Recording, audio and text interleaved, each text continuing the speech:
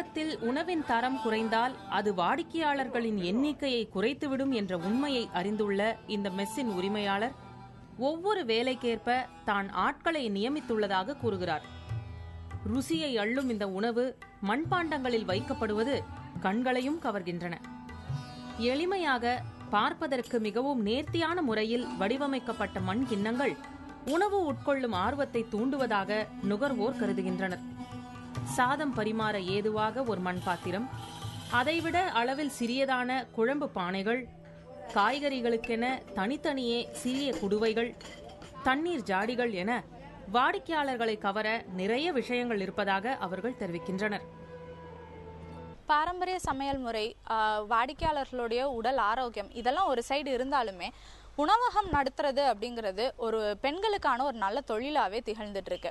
இந்த தொழிலை பொறுத்த வரைக்கும் லாபம் நஷ்டங்கள் எப்படி இருக்கு அப்படின்னு திருமதி செல்விட்ட கேட்கலாம். அம்மா, நீங்க சொல்லுங்க, இப்ப ஒரு பெண்களுக்கான ஒரு நல்ல தொழிலா இது திகழ்ந்துட்டு இருக்கு. இப்படி இருக்கும்போது நீங்க எவ்வளவு இன்வெஸ்ட் பண்ணிருக்கீங்க, இதுல எவ்வளவு லாபம் நஷ்டம் நீங்க தினசரியா சந்திச்சுட்டு இருக்கீங்க? எங்கள் செல்லம்மாள் மெஸ்ஸில் ஏசி ரூமோ அந்த மாதிரி எதுவும் டெக்கரேஷன் கிடையாது.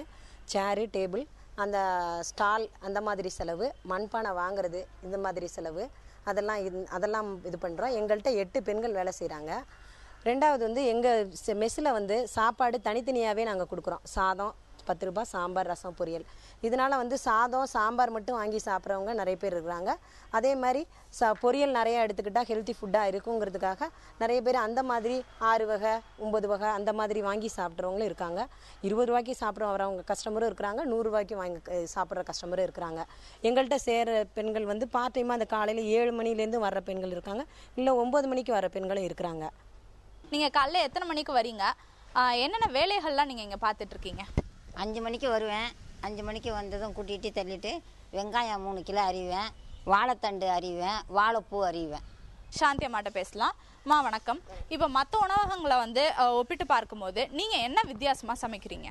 நான் வித்தியாசமாக சமைக்கிறேன்னா, இங்கே அவங்கள்ட்ட நான் சும்மா மேவேலை செய்ய தான் நான் வந்தேன். வந்தப்போ அவங்க மேவேலை முடிச்சுட்டு அவங்க சமையல் செய்யுமா அப்படின்னாங்க. சரின்னு சமைக்க ஆரம்பித்தேன். முருங்கைக்கீரை, வாழைத்தண்டு, பாவக்காய், டெய்லி முருங்கைக்கீரை, வாழைத்தண்டு, பாவக்காய், பொரியல், புளிக்குழம்பு, வத்தக்குழம்பு, சாம்பார், ரசம், மோர் குழம்பு, உருண்டை குழம்பு, டெய்லி ஒவ்வொரு மாதிரி வெரைட்டியாக செய்வோம். ஆனால் டெய்லி நல்லெண்ணெயில் தான் சமைப்போம். அவங்க என்ன சொல்கிறாங்களோ காய்கள் எல்லாம் சேர்த்து 32 வகையாக அவங்க செய்ய சொல்லுவாங்க. எல்லாமே நான் தான் சமைப்பேன். எல்லாம் அவங்க நறுக்கி இறுக்கி கொண்டாந்து எனக்கு கொடுத்துருவாங்க. வெங்காயம், பச்சை மிளகாலேருந்து எல்லாமே நறுக்கி கொடுத்துருவாங்க. நான் சமைக்கிறது மட்டும் நானே 8 மணிக்கு வருவேன். 8 மணிக்கு எல்லாம் நானே அடுப்பெல்லாம் மூட்டி நானே எல்லாம் செஞ்சு சமைச்சு கொண்டாந்து இறக்கி வைப்பேன். எடுத்துகிட்டு போயிடுவாங்க. எடுத்துகிட்டு போகிற வேலையும் என்னோடது கிடையாது. எல்லாம் கொண்டாந்து நறுக்கி வச்சுருவாங்க. நான் எல்லாம் சமைச்சு எல்லாம் வச்சுருவேன். சாதமும் வடிச்சுக்குவேன். அதோட இந்த தொழிலிலும் எடுத்த உடனேயே லாபம் பார்க்க இயலவில்லை என இதன் உரிமையாளர் கூறுகிறார். உணவகம் துவங்கிய முதல் ஆண்டில் நஷ்டத்தை சந்தித்ததாக கூறும் அவர், மண்பாண்டங்களை வைத்து சமைப்பதற்கு பக்குவம் வேண்டும் என அனுபவத்தில் உணர்ந்து தெரிவிக்கிறார். காரணம், மண்பாண்டங்கள் அத்தனை வெப்பத்தை தாங்குவதில்லை என்பதால் அதிக வெப்பத்தில் அவை உடைந்து விடுவதால் உணவு வீணாகிறது என குறிப்பிடுகிறார். மேலும் உணவகத்திற்கென வாங்கி குவிக்கும் போதும் இது போன்ற இழப்புகளை தவிர்க்க முடியவில்லை என்றும் ஆதங்கம் தெரிவிக்கிறார் செல்வி. ஆகவே சமைக்கும் போதும் பரிமாறும் போதும் மிகுந்த கவனத்துடன் செயல்பட வேண்டி இருப்பதாக கூறும் பெண் பணியாளர்கள் வரும் வாடிக்கையாளர்கள் அத்தனை அக்கறை கொள்வதில்லை என வேதனைப்படுகின்றனர். சிலர் அஜாக்கிரதையாக கையாள்வதால் இத்தனை சிரமங்கள் எடுத்தும் பயனற்று போகிறது என்றும் கூறுகின்றனர். மேலும் குறிப்பிட்ட அளவிலான சீரான வெப்பம் சமைக்கையில் தேவைப்படுவதால் புகையில்லா விறகுகளை கொண்டு சமைத்து வருவதாக இந்த உணவக பெண்கள் தெரிவிக்கின்றனர். விறகிற்காக அதிக செலவு செய்வது ஒரு புறம் என்றால், அங்குள்ள பெண்களுக்கு அந்த புகை எந்தவித பாதிப்பும் ஏற்படுத்திவிடக்கூடாது என்ற கவனம் மறுபுறம் இருப்பதாக கூறுகின்றனர். இவற்றையெல்லாம் சமாளித்து வித்தியாசத்தை நோக்கி பயணிக்கும் இந்த செல்லம்மாள் மெஸ்ஸிற்கு அத்தியாவசிய பொருட்கள், உணவு தயாரிப்பு பொருட்களின் விலை 2 மடங்காக விலை உயர்ந்து விட்டது கூடுதல் சவால் என்கின்றனர். இருப்பினும் இதனை காரணங்களாக காட்டி வாடிக்கையாளர்களின் மீது கூடுதலாக விலையை சுமத்த எண்ணவில்லை என்பதால் ஒவ்வொரு மண்பாண்டத்தில் இருக்கும் உணவு வகைகளுக்கு தலா 10 ரூபாய் விலை நிர்ணயித்துள்ளனர்.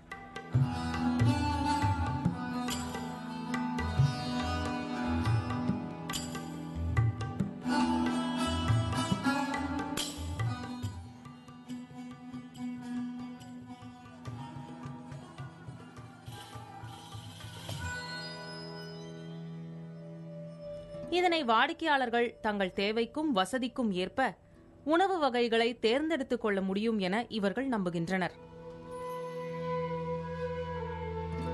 நீங்க வந்து இங்க ரெகுலர் கஸ்டமரா இல்ல இன்னைக்கு தான் முதல்ல வந்து? இதான் முத வாட்டி வந்திருக்கேன். சரி, யார்கிட்ட இருந்து கேட்டு வந்திருக்கீங்க? என்னோட ஃப்ரெண்ட்ஸ், அவங்க ரெகுலராக வருவாங்க, அவங்க மூலம் தெரிஞ்சுட்டு வந்தேன். என்ன சொல்லி உங்களுக்கு அனுப்பிச்சாங்க? இந்த மாதிரி பாரம்பரிய வகையில் வந்து இந்த மண் பாத்திரத்தில் வந்து உணவு பரிமாற மாதிரி சொன்னாங்க. சரி ட்ரை பண்ணி பார்ப்பேன், டிஃப்ரெண்ட் ஃபுட்டு, பியூர் வெஜிடேரியன் சொன்னாங்க. சரி வந்து ட்ரை பண்ணலாமேன்னு வந்தேன். சரி, முதல் தடவை இங்கே வந்திருக்கீங்க, அதோட ருசி, அந்த மண்பாண்டம் அப்படிங்கும் போது ருசிக்கு வந்து ஒரு கூடுதலாக ஒரு இதை ஆட் பண்ண மாதிரி இருக்கும். அதை நீங்கள் ஃபீல் பண்ணிக்கலாம்? ஃபஸ்ட்டு நான் ட்ராவலிங் ஜாப் உண்டு, நான் எப்போவுமே ஹோட்டல்ஸ் தான் என்னோடய ஃபுட்டு. ஃபஸ்ட்டு டைம் நான் வந்து ஒரு மாதிரி ரொம்ப சேஃபான ஃபுட்டு சாப்பிட்ற மாதிரி நான் ஃபீல் பண்ணேன். ஏன்னா எண்ணெய் எதுலேயும் இல்லை, நல்ல டைஜஸ்டபுளாக இருந்தது, எதுவுமே ஸ்பைஸியாக இல்லை, காரமாக எதுவும் இல்லை. அண்ட் இந்த மண்பானையில் எந்த அளவுக்கு பெனிஃபிட் வரும்னு எனக்கு இப்போ இமீடியட்டாக தெரியல. பட் ஒரு மாதிரி யூனிக்காக இருந்தது, ரொம்ப டிஃப்ரெண்ட்டான ஒரு சர்விங் மெத்தடாக இருந்தது. எனக்கு அதோட என்னென்னா ஃபுட்டு குவாலிட்டி எனக்கு ரொம்ப பிடிச்சிருந்தது. சென்னையிலேருந்து வந்திருக்கேன். இங்கே சென்னையிலேயே இது மாதிரி ஃபுட் ஐட்டம், இந்த மாதிரி பாரம்பரிய ஃபுட் ஐட்டம் எங்கேயுமே கிடையாது. இதுதான் செகண்ட் டைம் வந்து சாப்பிட்றேன். இங்கே எல்லாமே ஒரு டிஃப்ரெண்ட் எக்ஸ்பீரியன்ஸ் இருந்துச்சு. எனக்கு வீட்டில் சாப்பிட்ற மாதிரி இருந்தது. வீட்டில் ஆக்சுவலாக காரக்குழம்பு தான் செய்வாங்க. இதில் எண்ணெய் கத்திரிக்காய் குழம்பு, அப்புறம் புதினா தொகையல், மோர், சக்கரை கிடக்காம பாயாசம், இதெல்லாம் ஒரு நல்லா இருந்தது. அப்போ அது மட்டும் இல்லாமல் நான் ட்ராவலிங்கில் இருப்பேன். ஸோ ஃபுட் எல்லாமே வெளி ஹோட்டலில் சாப்பிட்டு ஸ்பைசி ஃபுட்டாக சாப்பிட்டு எனக்கு அல்சர், ஸோ நிறைய ப்ராப்ளம் இருந்தது. இந்தமாதிரி ஃபுட்டாக சாப்பிடும்போது அதெல்லாம் அவாய்ட் ஆகும்னு ஒரு சாட்டிஸ்ஃபேக்ஷன் இருக்குது. பட் ஹெல்த்தியாக இருக்குது, எவ்வளோ செலவு பண்ணுறோம், ஃபுட்டுக்காக ஒரு 100 rupees லெஸ் தென் காஸ்ட் தான் ஆகுது. வெளி ஹோட்டல் சாப்பிட்றத விட, நானே சாப்பிட்றத விட ரொம்ப யூஸ்ஃபுல்லாக இருக்குது ஹெல்த்துக்கு. நான் வெளியூர்லேருந்து வந்திருக்கேன். இங்கே முதல் தடவை சாப்பிடும்போது ரொம்ப சர்ப்ரைஸாக இருந்தது. அதுக்கப்புறம் நான் திரும்ப இங்கே தான் வந்து சாப்பிட்றேன். இங்கே ஒரு ரெகுலர் கஸ்டமராகவே வந்து சாப்பிட்டுட்ருக்கேன். இங்கே வந்து சாப்பாடு வந்து நம்ம தேர்ந்தெடுத்து சாப்பிட்லாம். இங்கே சாப்பாடு மட்டும் இல்லை, காய்கறி வகைகள், குழம்பு, என்னென்ன வகைகள் இருக்கோ அது வந்து எனக்கு என்ன தேவையோ அது வரைக்கும் தேர்ந்தெடுத்து சாப்பிட்டுக்கலாம். காஸ்ட் வைஸ் பார்க்கும்போது மற்ற இடங்களை விட இது ரொம்ப எக்கனாமிக்கலாக இருக்குது. ஏன்னா இதில் சாப்பாடு வீணாகிறதையும் தவிர்க்க முடியுது. அதே நேரம் காய்கறி வகைகள்லேயே நிறைய ஊட்டச்சத்தான இதுவும் செய்கிறாங்க. வாழை இதுலேயே பார்த்திங்கன்னா வாழைத்தண்டு, வாழைப்பூ, வாழைப்பொரியல்ன்ற இந்த மாதிரி வகைகள்லாம் பிரித்து செய்கிறாங்க. ஸோ அது வந்து உடலுக்கும் நல்லது, டயட்டுக்கும் நல்லாயிருக்கு. இங்கே சமையலே வந்து எல்லாமே மண்பானத்தில் தான் செய்கிறாங்க. அதனால் நல்லா ருசியாக இருக்குது, தரமாக இருக்குது, விலையும் ரொம்ப கம்மி. நமக்கு விருப்பப்பட்டதை மட்டும் வாங்கிக்கலாம். எல்லாமே வந்து இப்போ காசு வேஸ்ட்டு கிடையாது, நமக்கு தேவைப்படுறதை மட்டும் வாங்கிக்கலாம். நல்லா இருக்குங்க, குழந்தைகள் கூட நல்லா சாப்பிட்றோம். பெரிய விஐபிலாம் வந்து இங்கே சாப்பிட்டு போகிறாங்க. நல்லா ஒரு தரமான ஹோட்டலுங்க, அதான் பிடிச்சிருக்குங்க.